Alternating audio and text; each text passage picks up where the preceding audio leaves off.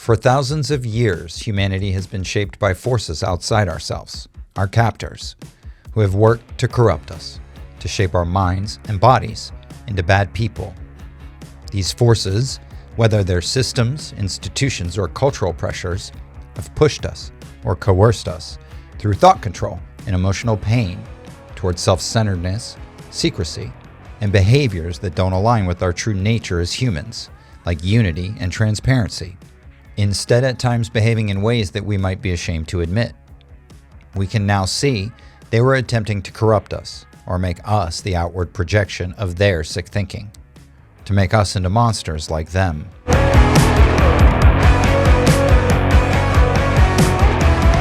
Corruption doesn't mean evil. It can mean living in ways that aren't true to our individual nature as humans, or our collective beliefs as a species. We've been corrupted through thought control into value systems based on greed, hypersexuality, shame, and hidden agendas. The tactic that got us here is called coercive persuasion, a term from the 1950s coined by psychologist Edgar Schein to describe the systematic efforts to manipulate human thought and behavior against our will. It's also known as thought reform or brainwashing.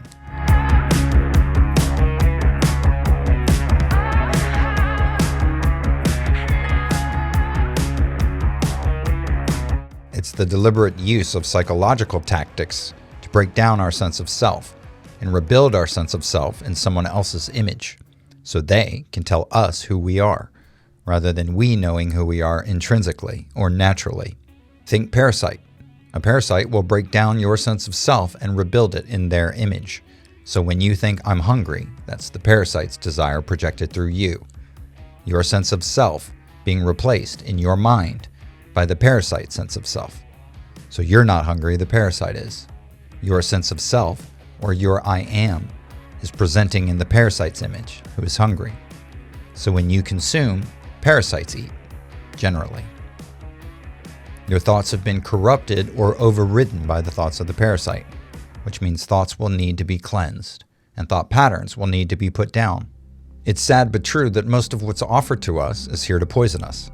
They attack our bodies, our temples, through our senses, our mouths, eyes, ears, noses, etc. It's what parasites do to convince you you're hungry so they can eat.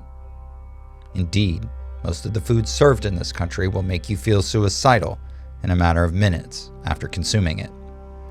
And this is not normal, and yet we've coined the terms brain fog, or anxiety, or restlessness to explain it away, which avails us to 5,000 different pills invented to address man-made maladies. Poisons like hypersexualization, GMO foods, and unbridled greed are a few of the mediums used to install parasites that poison the body, poison the mind, and poison the thinking to create cravings beyond mere hunger. Cravings are not natural. When someone fully detoxes the body and rids the body of parasites, they realize how unnatural cravings are. And what is a craving if it's not an intense feeling that leads to a need, which left unmet leads to a mood? How we feel is paramount and under constant manipulation through our senses to shape reality in someone else's image. Food creates moods, a simple, eloquent statement overflowing with meaning, teaching us the importance of our moods. So we reclaim our reality by reclaiming control of our senses. And we do that by eliminating cravings that can lead to moods. As we go through this process of the Great Awakening, we are unbecoming who for so long we were programmed to be. That is the thrust of the PSYOP playing out worldwide.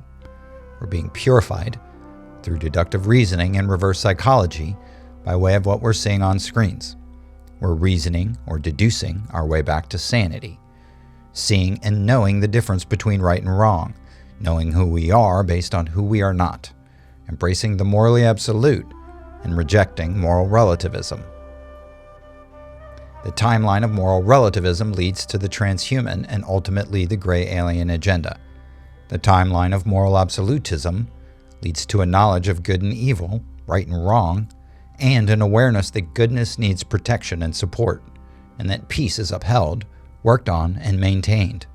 Clearing the emotional and spiritual baggage of our past within each of us is how we undo this corruption. Purifying the body, the mind, and our thoughts. It's about taking responsibility for the ways we've been shaped into people we're not always proud of, doing something about it, and living more and more in a way we are proud of. Clearing karma means owning our mistakes, making amends, and choosing to live differently going forward. Making living amends in honor of misdeeds that can no longer be undone. Cleansing our vessel so we can allow spirit to dwell there. The body is the temple, and they have corrupted our temple for centuries by attacking us by way of our senses.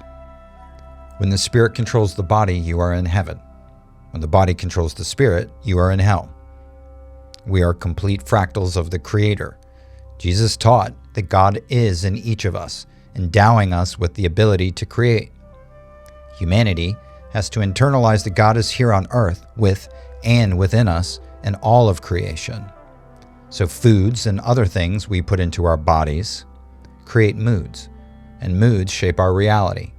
And so, to create a wholesome planet, we as humans have to become wholesome again, and what we consume and what we create must be wholesome as well. Purity, our natural state, could be seen as the opposite of corruption. It's where we're headed, and it's why healing matters so much right now.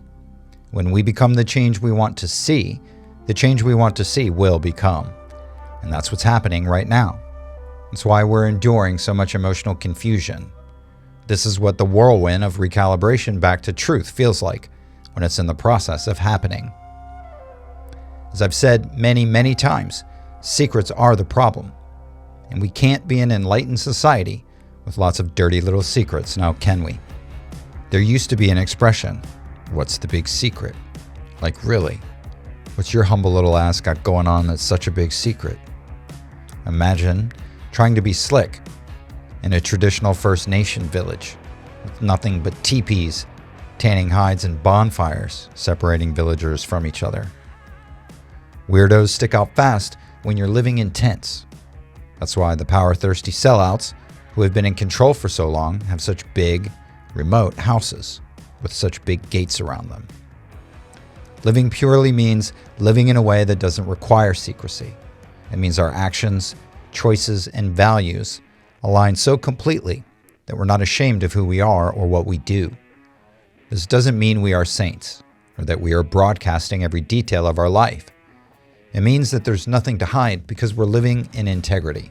And as we heal, we become congruous with health and purity. Secrets become irrelevant because they don't fit with who we're becoming. This is how we prepare for the age of enlightenment, by shedding the corruption, the shame, and the lies we've been taught to accept as part of making it in America. Being relaxed is natural. Being in anxiety is unnatural. They flipped it. It's time to reject being bad to survive in this hellhole. We have to face the ways we've been corrupted through our senses by way of shame created by the systems that shaped us, and choose purity and wholesomeness instead, leaving behind what we were programmed into being. We're breaking free from patterns our captors embedded in us, patterns that kept us small, divided, ashamed, and barely entitled to our right to exist. This is what happens when your sense of self is co-opted and made into someone else's image.